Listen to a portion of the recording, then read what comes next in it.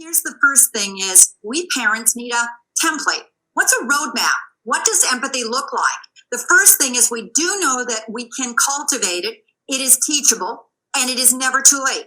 In fact, we now know that we are most likely to be the highest in empathy around middle age. So think about it. This is something that we can continue to stretch. But there's one little thing that I want you to look at, because when I started researching this, and I actually flew the world for 10 years trying to go in and out of the top schools and families and community organizations, what can we do in order to take this empathy levels up a notch? And I began to see there's really 9 things. So I want you to take a moment to look at these. It's all part of a framework from a book called Unselfie that I wrote. But right now, just look at the 9 habits. And then let's look at ways that you can weave these in. It's not just let's talk about it one time at 6 o'clock. We're going to weave it in. And we do know that children who have these habits because they're taught by a parent or they're modeled by a parent are more likely to live a happier, more successful, and thriving life. The first thing notice is called emotional literacy.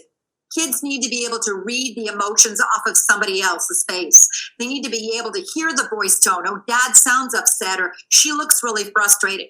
Because our goal isn't just to empathize or feel with the person. Our goal is to help our kids be able to step in and do something about it, because that's the seeds of real happiness. Second thing is moral identity. That's you planted inside your kid's head. We'll talk about moral identity and some of the coolest questions you can be asking your children in the next 2 weeks. And then simple little things you can take that up a notch, because empathy needs a moral rudder.